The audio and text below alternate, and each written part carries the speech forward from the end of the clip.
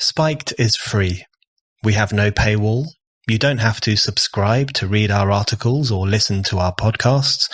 We want as many people as possible to have access to our content, and so we are determined to keep Spiked free.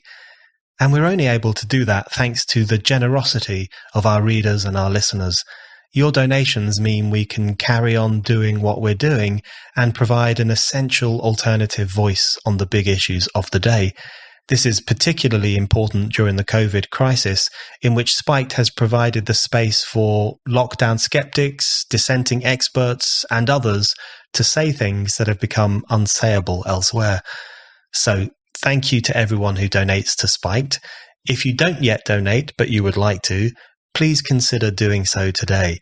One-off donations are always hugely appreciated, but even better are regular monthly donations. Even £5 a month, less than the cost of a copy of The Guardian and a cappuccino, can make a huge difference to our work. So, to help keep Spiked free and thriving, go to www.spiked-online.com and hit the big red donate button. Now, on with the show.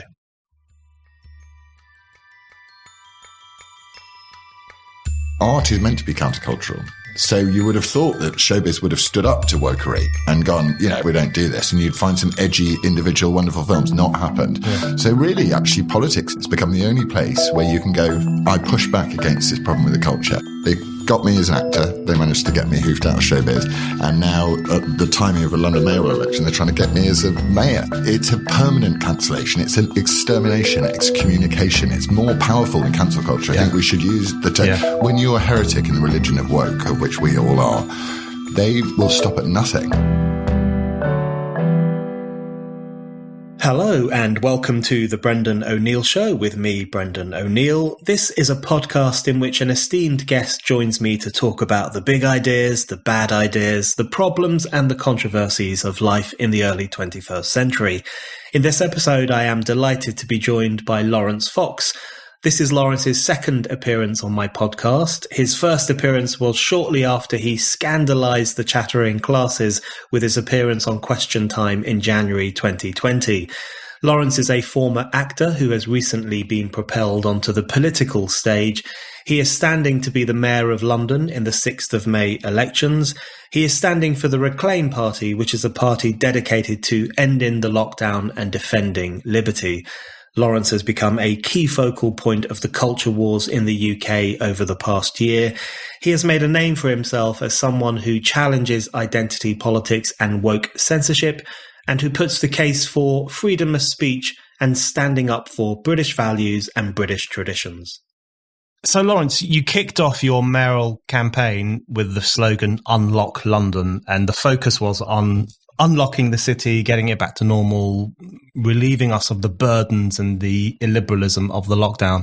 So could you just tell our listeners why you have such a problem with lockdown and why you think it should be eased more speedily than is being done? I don't think it should be eased more speedily than it's being done. I think it should never have ever happened in the first place. The guy came on the bus the other day and he said, what I've got a real problem with is the fact that the government are now slowly giving me back something that never belonged to them in the first place, which was our liberty. So I think, look, we have the comparative evidence in, don't we, from Texas and Florida and various places. I think lockdown needed to have been explored in a broad debate, which is what I care about most, which is the broadest possible debate. And I don't think it was. So my view is that London needs to be unlocked because of the huge damage in all other aspects of life. There isn't a fashionable disease like COVID. And I think it's not just remove lockdown now. It's never, ever even come near us with a consideration of a lockdown again. It's absolutely the most horrendous assault on liberty. And then rather than just accepting their mistake, they now want to double down onto vaccine passports. And you're just like, or what do they call them? Vaccine passports, COVID passports. They've stopped saying it now, haven't they? And you're just like, honestly, why would we march towards this? This is your papieren, And then I was listening to a guy on a priest, and he said, what about if someone has to produce a COVID passport to come into my church? That's not all the way God operates. Yeah. And so I think, obviously, people have different views about lockdown, and I really respect people's views, those that are pro-lockdown and those that are pro-anything. I'm happy to take on board, but my view is the lockdowns were a huge mistake, and they remain a huge mistake. And I hope that one day we look back on this time in the same way as, witch trials and things like that. And, I mean, what's most striking about your stance is that it is pretty unique in British politics, and the absence of an anti-lockdown voice in the mainstream amongst any of the political parties is really striking. And I want to quote you here, you said that the two main parties are in a dreary race to see who can be the last to set the country free. So what do you think has happened to politics that it has become difficult to take this stand, to stand up and say, listen, I'm going to be on a platform of opposing the lockdown. I think the lockdown was a bad idea. That has now become something quite difficult to express in public. I think social media is probably to blame hugely for this. People do like likes and they don't like dislikes and comments, do they? So I have been liberated to some degree because I'm not trying to shill for my next acting gig, am I? My job, actually, and in its description, is to campaign for freedom for everyone. And therefore, I don't find it difficult. I mean, the levels of abuse you get, they're water off a duck's back. But I wished Jeremy Corbyn had won the election, actually, because the Conservatives would have opposed this. They would.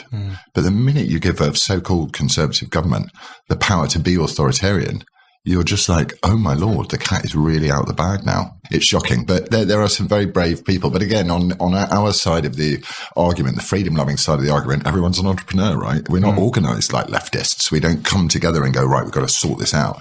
So I think it's important that there is a political voice for freedom, because there doesn't seem to be one anywhere that I can notice. So broadening out the freedom question, because your unlock movement, if I understand correctly, is not just about ending the lockdown and never having another one, but also is about unlocking freedom of speech, freedom of thought, all those other things that we used to value as a nation, but do less and less now.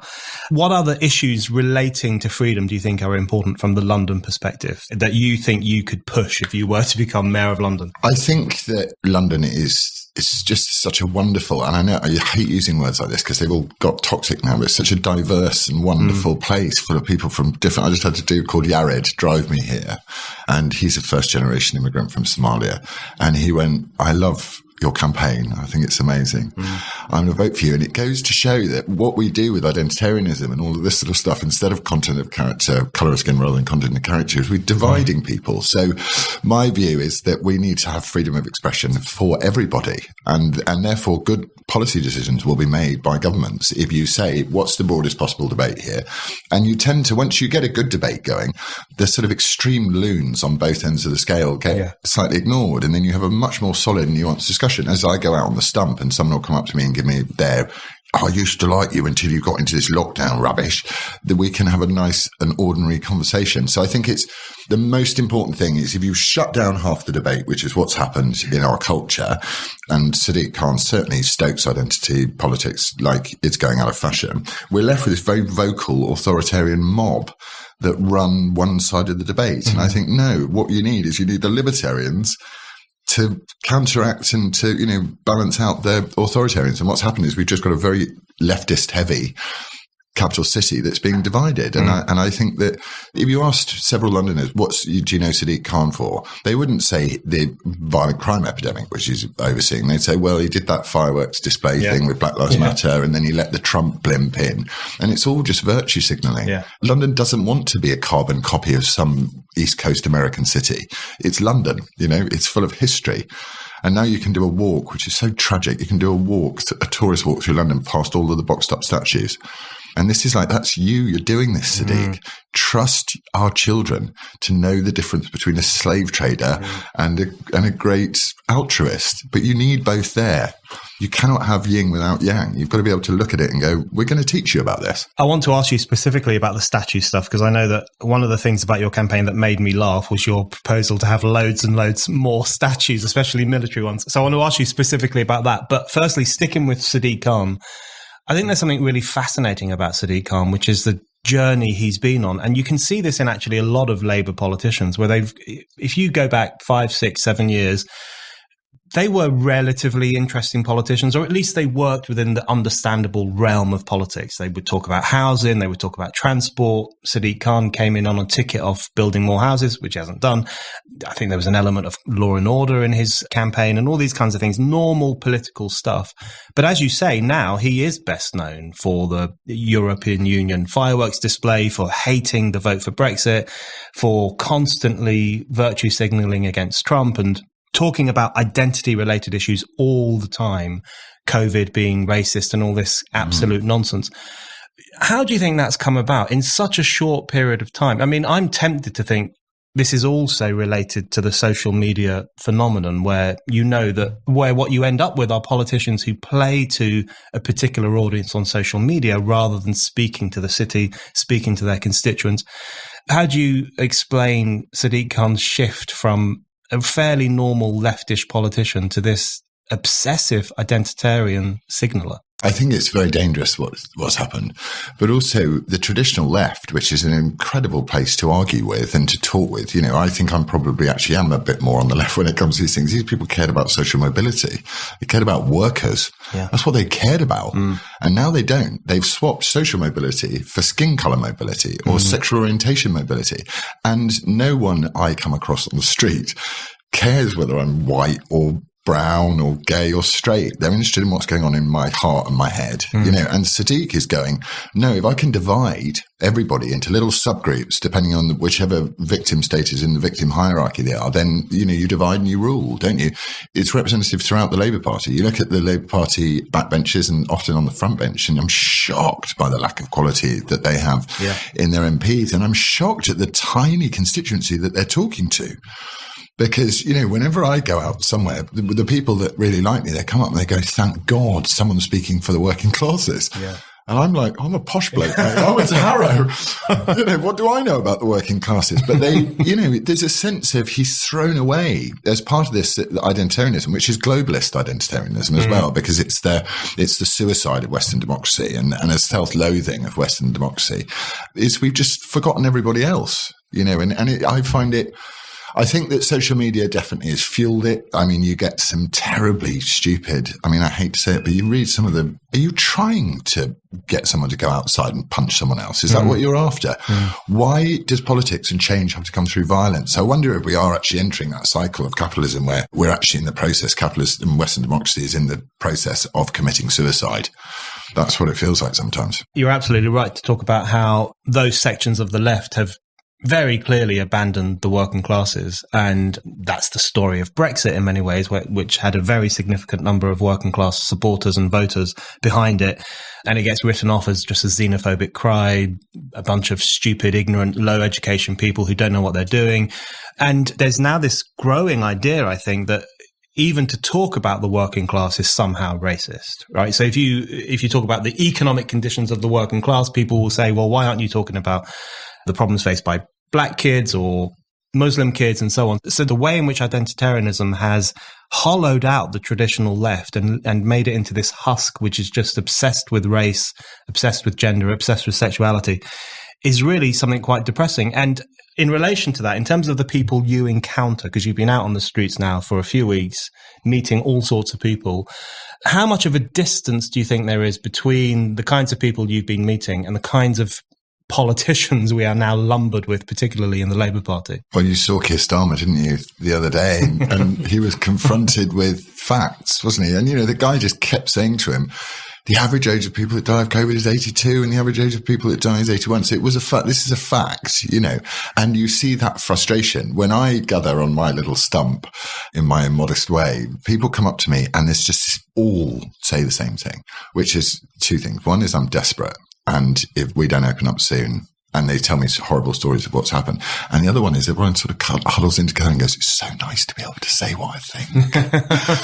And I'm like, this is amazing because, that's ultimately it. Yeah. It's the foundational principle of everything I care about, which is your ability to speak freely and for that view to be listened to and argued with robustly. Yeah, absolutely.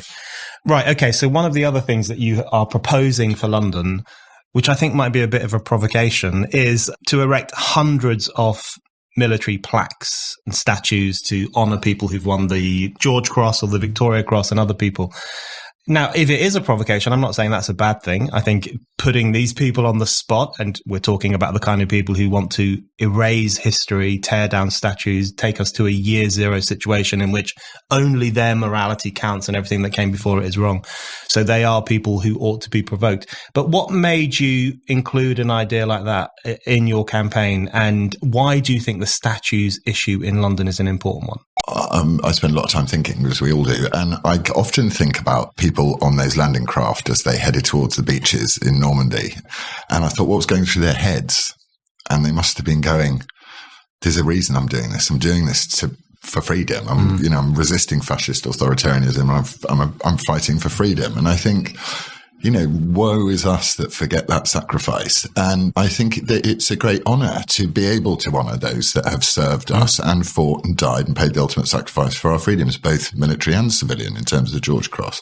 Yes, there is an element of provocation about it, because you're asking the inconsistent, intellectually fragile leftists to explain to me why you shouldn't put a hero who fought for their right to speak and their right to tweet out their vitriolic venom to challenge you to an argument. But also, I think my children, I'm mostly what I do is, I know people say this a lot and it's very trite, but you are looking at the world as it is and the world and how it's progressing, and you're going, I don't want my children to enter a world which we're on the cusp of actually at the moment. So I think the more reminders we can have of those of humble people who sacrifice themselves so that we can disagree, the better. Yeah, absolutely. It's about creating a connection between people in the present and the history that shaped our society, which is something I think that too many on the woke left just want to tear apart and have no understanding of how that can make citizens feel quite lost if they don't belong.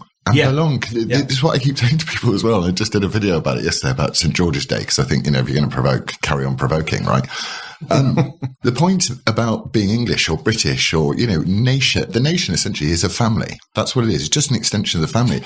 And one of the great things about it is it is identitarian in a way, because you're British or whatever, but it doesn't matter what skin colour you are to be British, and it doesn't matter what sexual orientation you are to be British. And so all of these things pale in significance, as Yared, my driver, was. He's as British as I am. He may have been here for 10 minutes, but he's as British as I am, and he's as British as one of my mates who's got their family tree in the downstairs loo, taking them all the way back to Norman times. It's about equality, genuine equality, not equity, and it's brilliant in that way, I think. It's important. I love the feeling I get when I learn something new. That aha moment, it is so satisfying and empowering. With the Great Courses Plus, I can experience that feeling whenever I want. I've been enjoying the course Living History, Experiencing Great Events of the Ancient and Medieval Worlds. This course brings the ancient world to life like no other. You'll be among the jurors who condemned Socrates to death, at the gates of Rome with Hannibal, and with Alexander the Great as his men finally refused to take one more step into the unknown. I want you to try the Great Courses Plus. There is so much knowledge to tap into. You're going to love it. With the Great Courses Plus, you get unlimited streaming access to thousands of video lectures on virtually anything that interests you. Learn chess from an expert, explore the cosmos, even get tips on how to train your dog. The possibilities are endless. And with the Great Courses Plus, the content is all thoroughly vetted, fact-based information that you can trust from some of the best professors and top experts in their fields all over the world. Plus, you can download the Great Courses Plus app and watch or listen on any device anytime you want. I want you to experience that aha moment for yourself. Sign up for the Great Courses Plus today to start your 14-day free trial. And for a limited time, my listeners can save 20% of the annual membership. But this is only available through my special URL. Go to thegreatcoursesplus.com/Brendan. Don't forget, that's thegreatcoursesplus.com/Brendan. The other thing that strikes me about London politics, just to stick on this for a little bit longer, is how difficult it has become to talk about certain issues. I did a piece for The Sun a couple of years ago about the knife crime problem And the thing I find most striking about it is how little discussion there is about it. I mean, there'll be explosions of discussion. People will say, God, this is a real problem. And it's happening a lot. And it's happening to a certain kind of person. You know, most of the victims are young black men, sometimes young white men too, but, you know, in not very nice parts of London, very often run down. These are the kinds of people we should be concerned about. These are the kinds of communities we should be seeking solutions for. But it's become one of those things that is just not spoken about. And if it is, it's spoken about in public health terms in a very narrow way, rather than people trying to grapple with it as a social phenomenon, as a crime phenomenon, as something that requires serious thinking and serious solutions. So on an issue like that, what would Laurence Fox say to the people of London about that issue? I think that knife crime has been politicised again, because Sadiq's politicised everything. You know, any inconvenient truth he's politicises and says is about racism. So here's my policy to start with, and then I'll explain why. My policy is that you increase stop and search. And you stop and search my kids as well. So you're not racially profiling people. Obviously, you need evidence-based policing, and you've got to find the areas where this is a major problem. But you make sure every kid who grows up in London knows that at some point they're going to be stopped and frisked by a policeman. You know, and that's whatever. You've got a bag of weed in your pocket or a knife, you know. But the idea that someone has a knife on them, and you've seen the horrendous video the other day where those two guys have just been done, you know, these monster knives. My view is that what you do is you say to the guy that you catch with the knife, you go, right, you've got two choices here, mate, and you need to make it up. You need to make your mind up by the time you get to the police station, because that's the last I'm going to ask you once.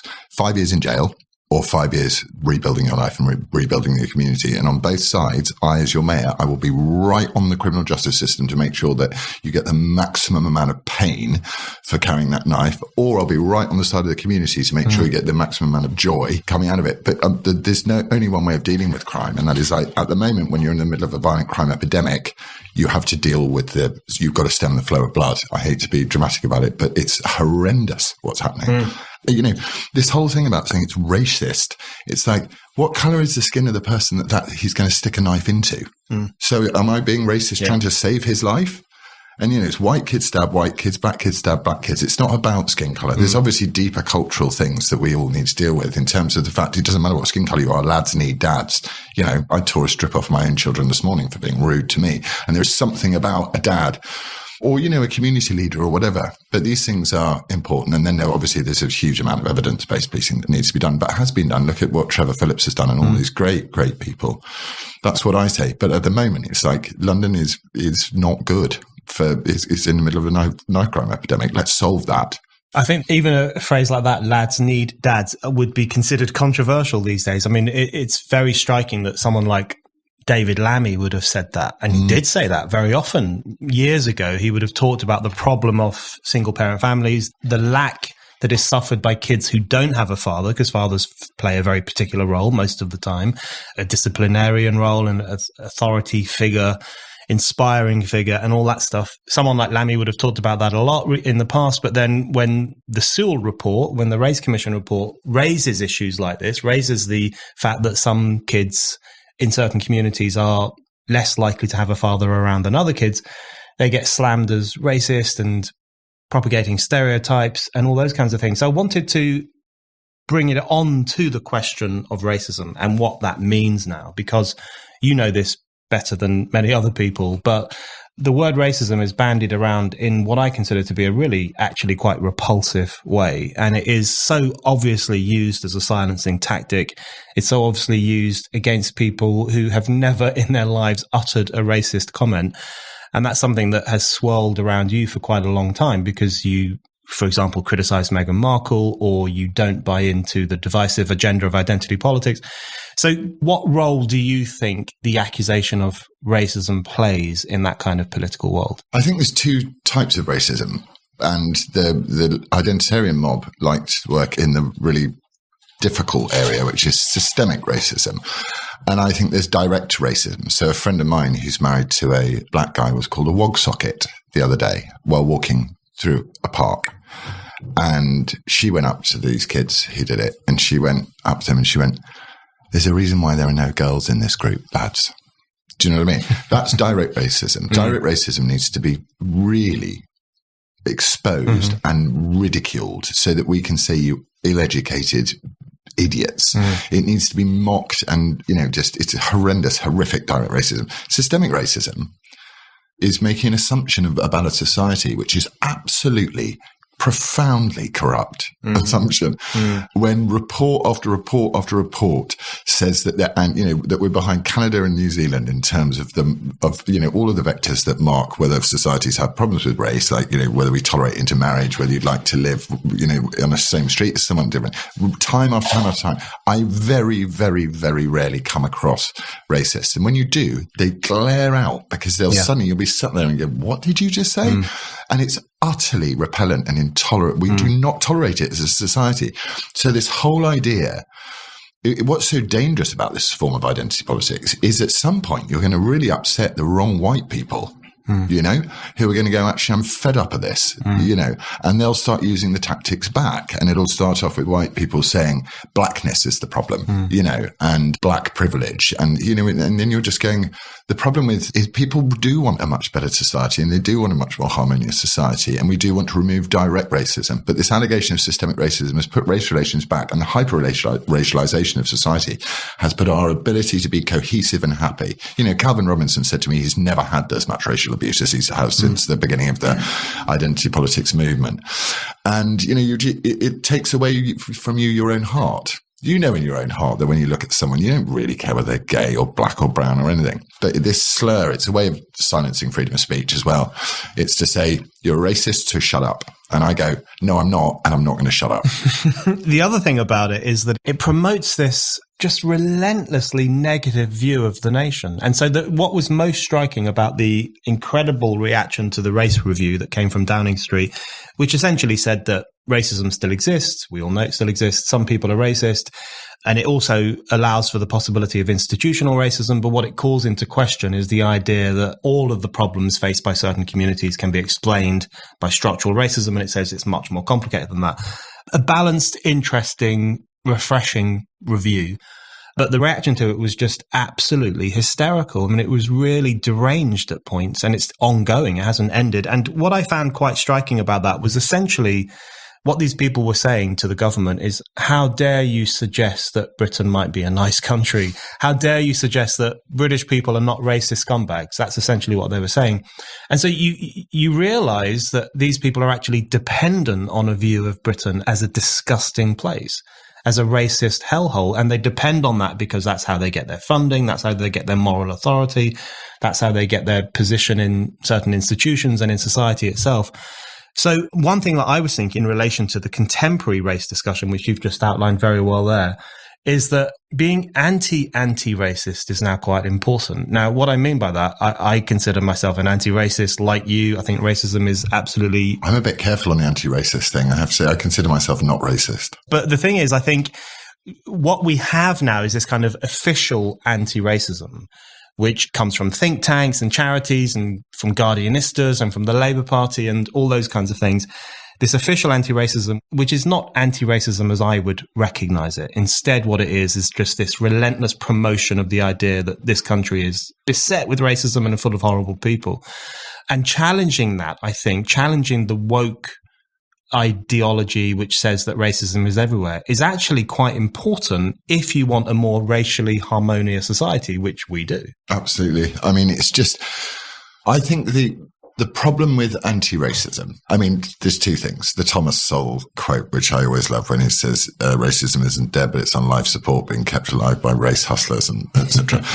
But this idea of anti-racism is another very clever linguistic trick by the leftists, which is to say, if you're not anti-racist, you are by definition a racist, right? So I like to take the position that I'm not racist. And I very, very much enjoyed Prince William very clearly laying that out, the linguistic difference. Because, language is a very, very powerful tool to use, isn't it? So I was speaking to my lawyers the other day about this defamation case, and she said it was you, they were responding to a tweet that you sent to Sainsbury's, which was very clearly an anti-racist tweet. And I went, no, stop there. I was calling out racism.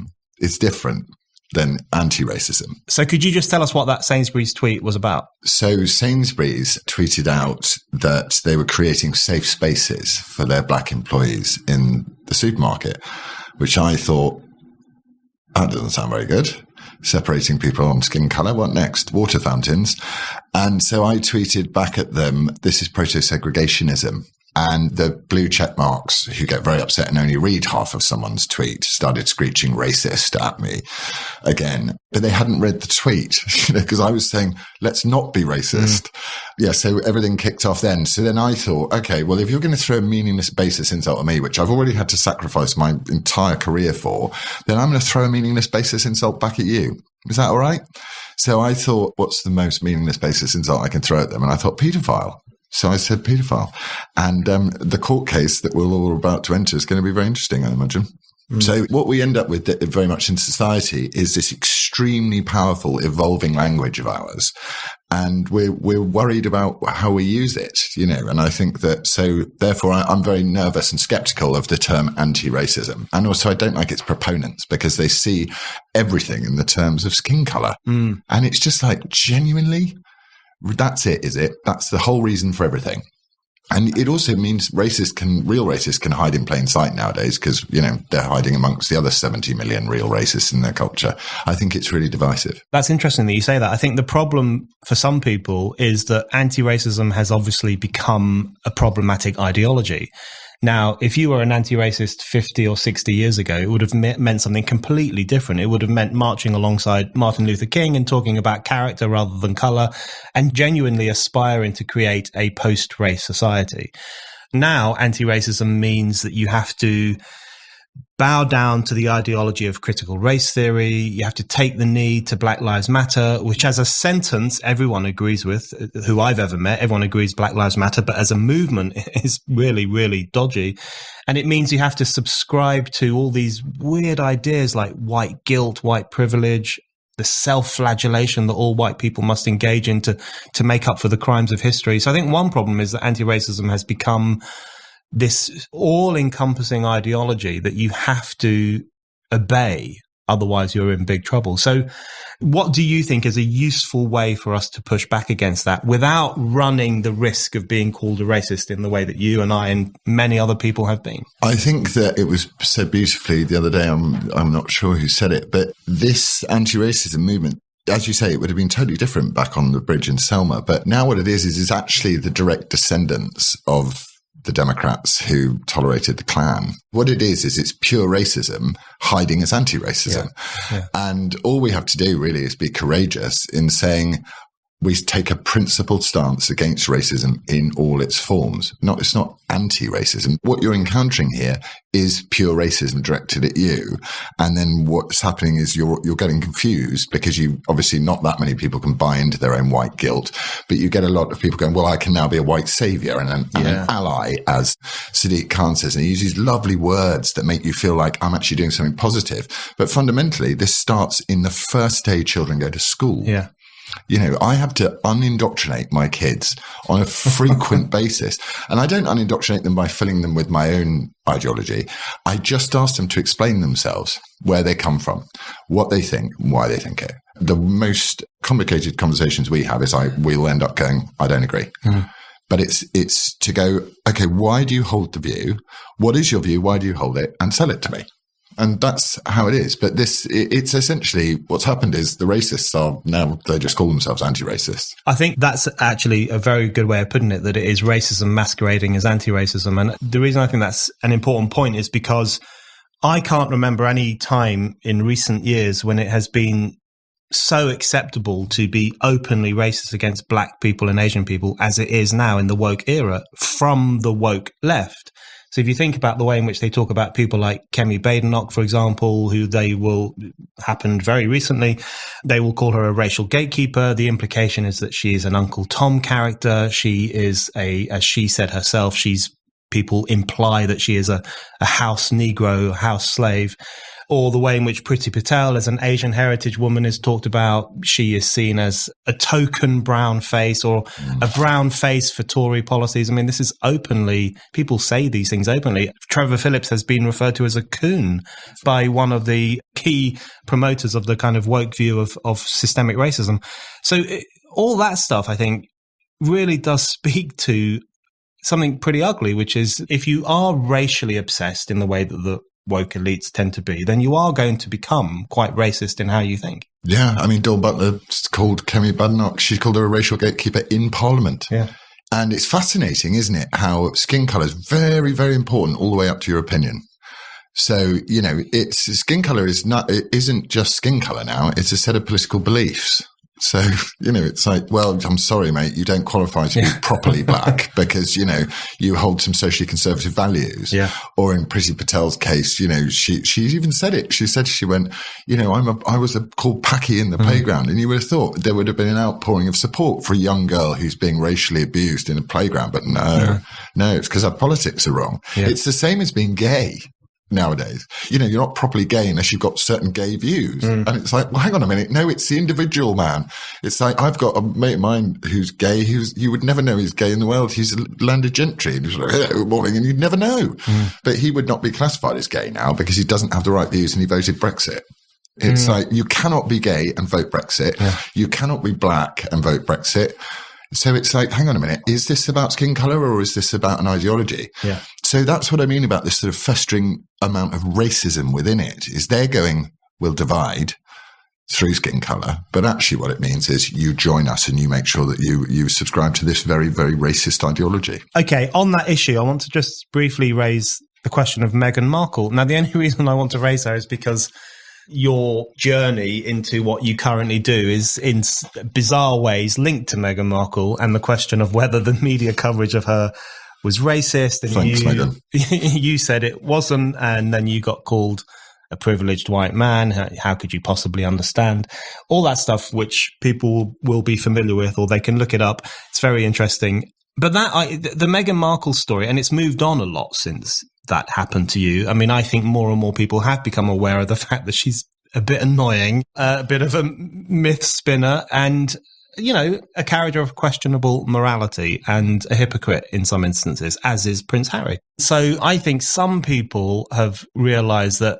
criticizing her is not racist, but actually is in some ways justified in certain issues. But other people have doubled down, and they've doubled down on the idea that any criticism of her at all has got to be racist and so on.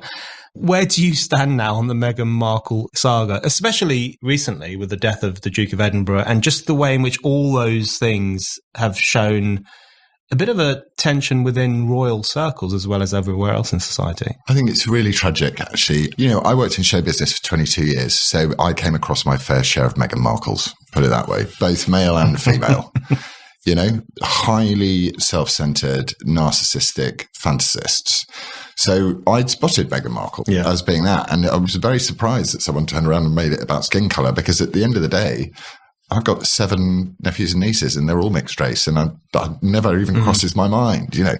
So I think where I stand with it now is how dangerous people like that can be and what good grifters they are. Because, you know, she's doing Netflix. She got 8 million quid for smearing the entire royal family as racist while the Duke of Edinburgh was lying stricken in hospital. You know, I think it's very sad. I think that it's ultimately she wanted to deal a mortal blow to the monarchy by refusing to say what she claims was racist. I think also we're so heightened in this area that, you know, when I was married, my ex-wife had different colour eyes to me, and we were constantly going on about this sort of stuff. It's like, you know, well, I wonder who it'll look like and what. And it's like suddenly Meghan, or the queen bee of wokery, has decided what is and isn't. I feel really sorry for Harry, and she's just gone like that. And squeezed all the life out of him. He's gone from being a national hero to a national disgrace, and it's down to his choice of bird. Sorry, Meghan, but that's how I feel.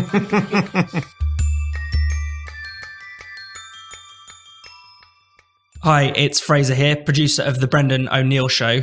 Over the past few decades, society has undergone huge shifts. It used to be the case that private citizens were largely that, private. But thanks to the internet, everything has changed. Think about everything you've browsed, searched for, watched, or tweeted. Now, imagine all of that data being crawled through, collected, and aggregated by third parties into a permanent public record. That's exactly what is happening to your record. Having your private life exposed for the consumption of others used to be something only celebrities, politicians, or high-flying businessmen used to worry about. But in an era where everyone is online, everyone is a public figure. To keep my data private when I go online, I use ExpressVPN. Did you know that there are hundreds of data brokers out there whose sole business is to buy and sell your data? The worst part is they don't even have to tell you who they're selling it to or to get your consent. One of these data points is your IP address. Data harvesters use your IP address to uniquely identify you and your location. But with ExpressVPN, my connection gets rerouted through an encrypted server and my IP address is masked. Every time I turn on ExpressVPN, I'm given a new random IP address shared by other ExpressVPN customers. That makes it more difficult for third parties to identify me and to harvest my data. The best thing is just how easy ExpressVPN is to use. No matter what device you're on, your phone, your laptop, your smart TV, all you have to do is tap one button to get yourself protected. So, if like me, you believe that your data is your business, secure yourself with the #1 rated VPN on the market. Visit expressvpn.com/Brendan and you can get an extra 3 months for free. That's expressvpn.com/Brendan. Go to expressvpn.com/Brendan to learn more.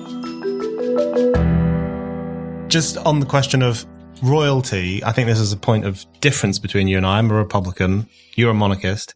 So we have different views on what should become of the royal family. Although I have warmed to the Queen, much to the horror of my colleagues at Spike in recent months and years. But certainly after her reign is done, in my view, that should be the end of the story, because who wants King Charles or King William? So you're in favour of monarchy, I'm against it.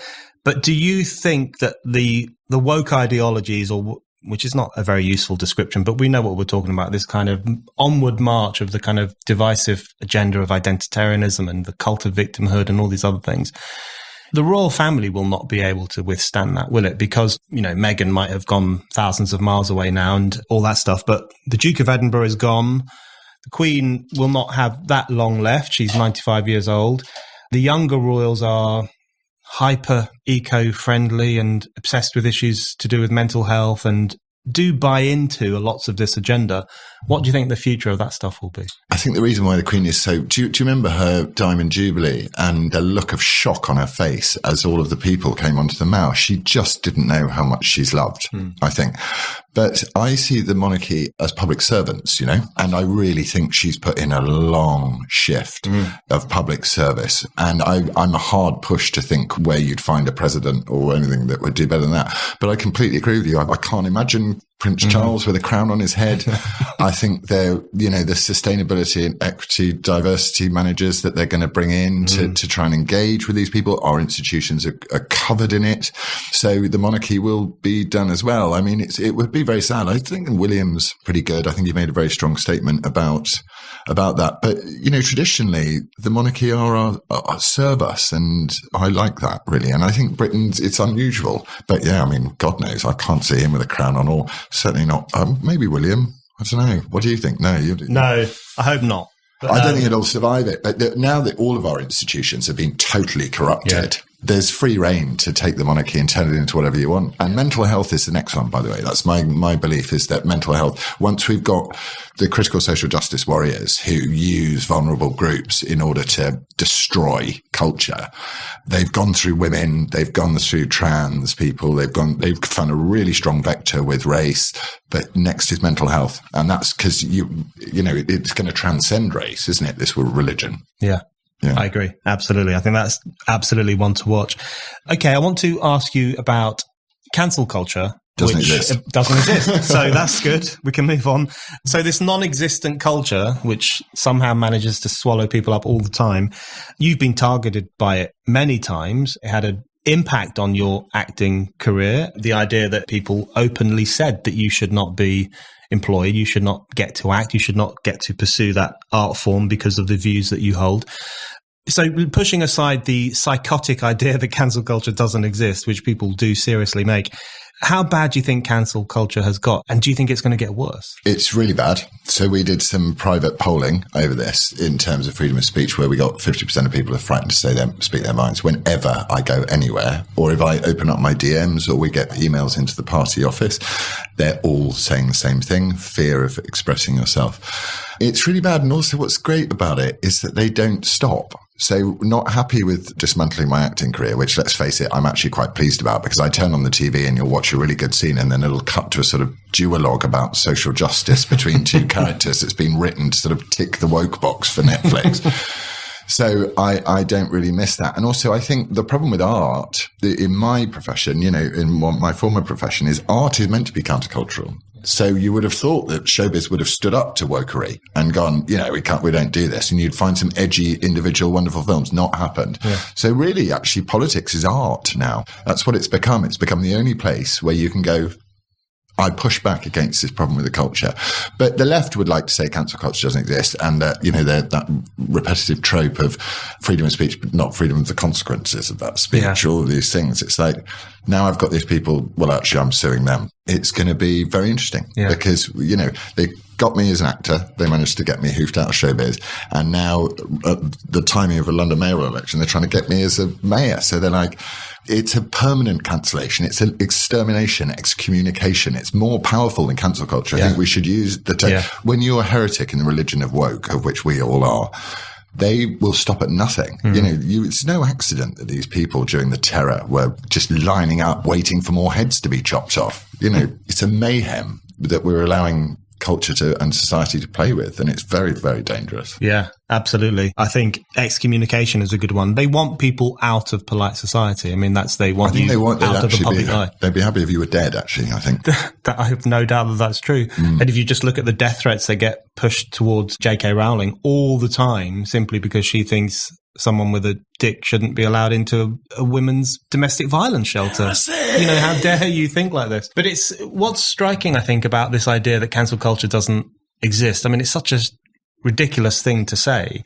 But what makes it particularly ridiculous is that not only does it obviously exist, but it is, I think, using words like heresy and excommunication, and their favourite word on the woke side is erasure. If you criticise any person, you're erasing them. But that's far more apt description of what they want to do to heretics, which is erase any evidence that you ever existed, erase your words, erase your presence. But I think you raise a useful point there about the slogan, freedom of speech doesn't mean freedom from consequences, because I find that absolutely chilling. I always think to myself, that is what the killers of Charlie Hebdo thought. They will have thought the same thing. Here come your consequences. That's really what they were saying when they massacred those cartoonists. And in my mind, the point I would make is, if the consequence of my speech is more speech, I'm absolutely fine with that. That's what I want. I want disagreement. I want argument. People can ridicule me. People can say I'm right or wrong. That's fine. But if the consequences go beyond speech, so if it is censorship or cancellation, or you lose your job, or you lose your acting career, or you end up in jail, which can happen, then that's very clearly an act of cancellation. That's very clearly an act of censorship. So the denialism about it is really amazing. But in relation to that question, when you're talking to people, and freedom of speech is a part of your campaign, which is brilliant, more politicians should have it as part of their campaigns, how do you describe to people the importance of defending free speech, why that is something that a political figure should take seriously? I think without it, you don't live in a democracy. And I think you live in a totalitarian regime. So without the right to freely express yourself, there are already measures within the law, aren't they? I mean, my response to people sometimes is like, I love freedom of speech and I also love the law. So I love both. I think the consequences are terrible and getting worse. With Chauvin, whatever your thoughts are about how that case took place, the president of America, so you've had the elected president of America and Trump removed from all forms of social media, and after an insurrection, and then you've got the president, you've got a sitting congresswoman saying this man should be done for first-degree murder, get in their faces, and you're going, this is incitement. I mean, it boils down to exactly the same thing as it always does, which is they are the exact thing that they accuse you of, you know. And Biden said, I hope that we get the right verdict. So what you're doing, if you get rid of freedom of speech, is you're getting rid of the absolute core tenets of what democratic life is, which is you are innocent until proven guilty, you are equal under the law, and you have the freedom of speech. What they're doing in America at the moment, they're experimenting with you're guilty until proven innocent. Move to China. You know, that's what it is. That's essentially what's saying you must prove your innocence. Like, no, that's not how it works. So I think to go back in my rather long and stupid convoluted way, it's the core principle of breathing in and out every day. It's that important to me. I agree with that. Just a couple of other things I want to ask you about. So you mentioned the trans issue, and that is a central part of this kind of juggernaut-like ideology that is moving around the world and telling us what we should think and what we can say and so on. And it strikes me that that's quite a good example of the kind of things that we've been talking about, which is the shift from a freer countercultural idea of how people should live. So, for example, I have no problem at all if a man wants to dress as a woman and claim to be a woman and change his name and adopt that persona. That's absolutely fine. And it was fine for a fairly long time, certainly from the 60s onwards, towards a situation now where it's become one of the key components of contemporary conformism. So you have to accept that this man literally is a woman. You know, you have that mantra, trans women are women, which is just chanted like a kind of Hare Krishna chant all the time. And if you don't accept that, you will be cancelled, you'll be punished, you'll be called a bigot, you will have protesters greeting you when you speak at Oxford University, as happened to me, and you'll get death threats and rape threats if you're a woman. They get it far worse if they dare to stand up to trans ideology. Do you think that's actually a good example of a depressing phenomenon, which is the way in which the more countercultural elements of the 60s and 70s, transgenderism was part of that. They would have called themselves trannies back then.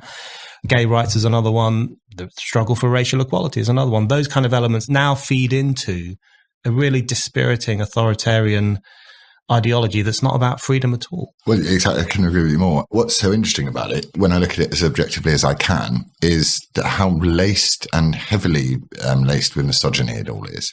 It's about the obliteration of women, as you say, and it exploits your basic humanity, which is what's so dreadful. Because, as you say, no one cares if John wants to become Jane and put a wig on and have full cosmetic surgery if they want to, so they feel like they're a woman. And I think you'd find the vast majority, in the same way as there's a tiny number of racists in this world, I think there's also probably a tiny number of genuine trans folks, a real problem. But I think most people with their natural humanity would support and encourage that. But what it's asking you to do, in the same way as the anti-racism movement and all of these things, it is asking you to deny a biological fact. So it is destroying your brain. It's creating a cognitive dissonance in your head, which shouldn't be existing there. You should totally justifiably be able to say, you are a biological man, but not that you'd ever get into that chat with people, but you should be allowed to think you're a biological man. I don't have to repeat the mantra of you're a woman. No, you're not. And also, you know, you look at women's sport in America. Did you see the Australian handball player? I'm like, crikey, I wouldn't want to get on the wrong side of him. It's pretty hard work. I was speaking to James Damore about this, actually, and he said that they noticed very early on when they were creating social media platforms that people would come across false consensuses. They'd get behind sort of very odd situations and they had no idea how to deal with it. And I think that's interesting. So I think social media has fed this. It's all about compassion. You're a compassionate person. No, let's just say they're women. But for anyone who's thinking a couple of degrees further on, you're going, that's biological denialism. You're taking out a whole, again, one of the pillars that holds up reasonable, enlightened thinking. Yes, absolutely. And one of the things I'm fascinated about in relation to the times we live in is the speed with which consensuses are formed now and the mechanisms through which they are formed. I mean, we have gone from saying, you know, transgenderism is fine, knock yourself out, get on with it, to saying that trans women are literally women, that you can have a penis and literally be a woman. Female penis. Exactly, a female penis. You can read sentences in newspapers which will say her penis. I mean, this is Orwellian twisting of words and language. And then, of course, male rapists who identify as women are referred to as women. They're recorded as women in Scotland, at least, in terms of who committed this crime. They're allowed into women's prisons. I mean, crazy stuff. But the consensus around that forges very quickly. And I think that's a product of cancel culture, pressure, self-censorship, where people don't want to be called a bigot, don't want to face that kind of cancelling juggernaut, and therefore suppress their real views. So it's interesting to me that you guys have discovered that. You've discovered through your polling and through your engagement with ordinary citizens that people are self-censoring or do feel that they lack a space in which they can say what they really think. Yeah, I think you're absolutely right. As we killed God, you know, and that idea that people have fundamentally fallen, and, you know, it's your life's work to make sure you're not an evil bastard, you know, and we've suddenly stopped this whole ideology that everyone's just wonderful. Yeah. And it's like, that doesn't help, because if you tell a nasty, evil, self-centered, vile narcissist that they're a wonderful person and no one stands up to them and goes, actually, that was a bit sinful, for the want of a better word, you know, it's really important that we're destroying morality with all of this stuff as well. And as you say, these things they whip up so fast. And ultimately, the major problem I have with all of it is, if your argument is good enough, so I believe in free speech again, if your argument is good enough, surely it should stand up to a little bit of scrutiny. Not, it's game over for you if you don't say that John is Jane in a real and meaningful sense. But it is exactly what Orwell was spotted and, you know, wrote so beautifully about, is the fact that if you can stop the words meaning anything, then you'll stop people communicating. And that's what it's doing. I find it really hard. I don't know how you find it. I find it really difficult to have this cognitive dissonance going on in my head all the time. Because you want to reason with it. You want to go, okay, well, no, hang on. Can that be a real woman? And then you go, no, it's not a real woman. And you're just arguing in your own head. Yeah. I mean, you've got to take your hat off to leftists. They're very well organized.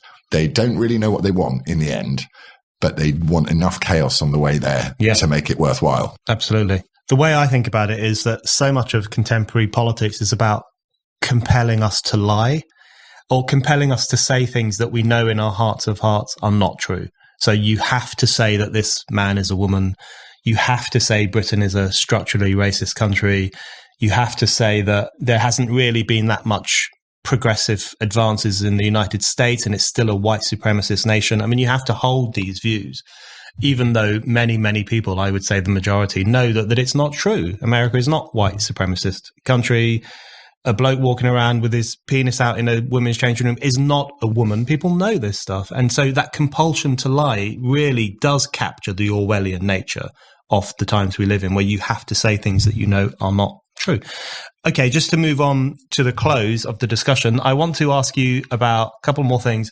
Firstly, about the media and your relationship with it. You get a lot of flack from the media. You have done for a while, but now that you're an aspiring politician, or you are a politician, that has intensified in some way. So what's your view of the media? Do you think it's a lost cause? Are there some good bits, some bad bits? Does it play a problematic role in intensifying these kinds of trends we've been talking about? How do you view the media right now? Well, I'm quite upbeat about it in a way, because the way that they've sort of abrogated responsibility to reporting facts, and you know, it creates place for people like Spike to exist. So I'm thrilled about it in that way.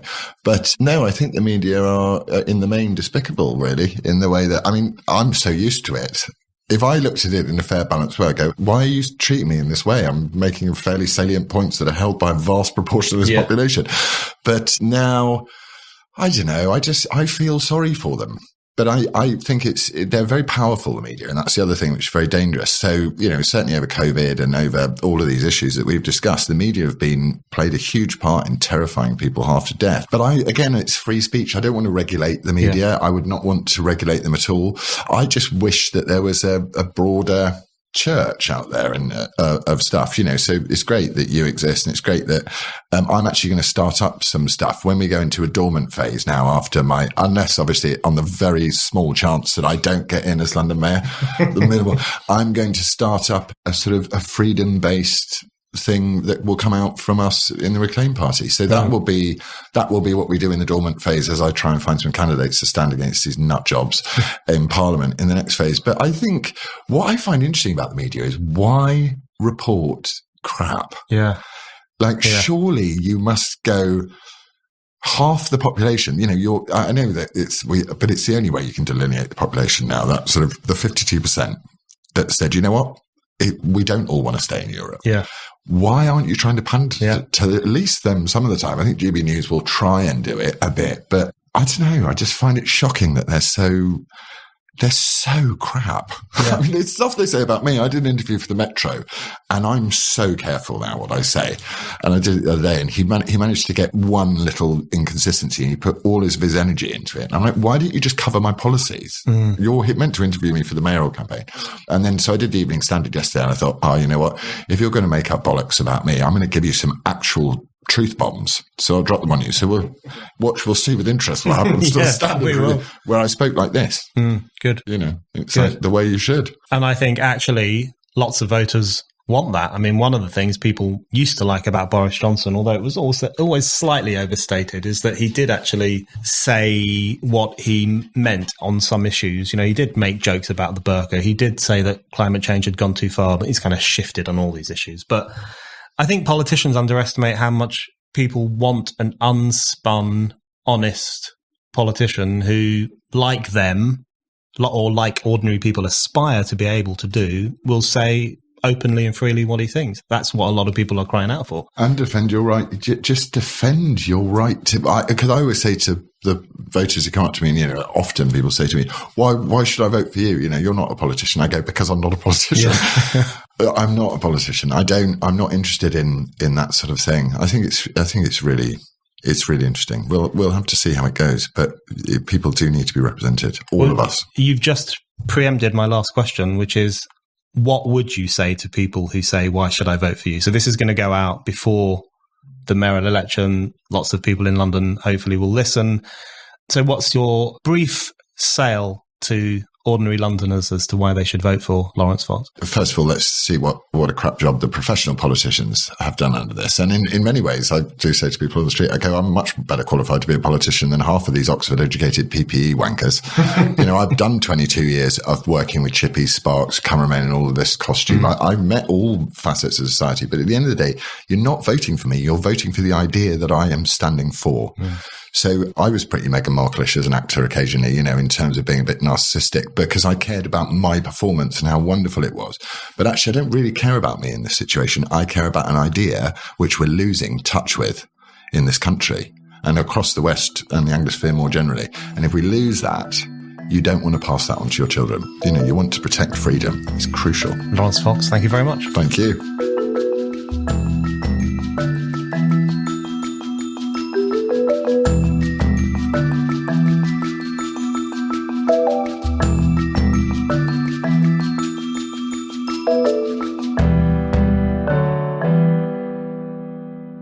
Thank you for listening to The Brendan O'Neill Show. We'll be back with another guest and more discussion.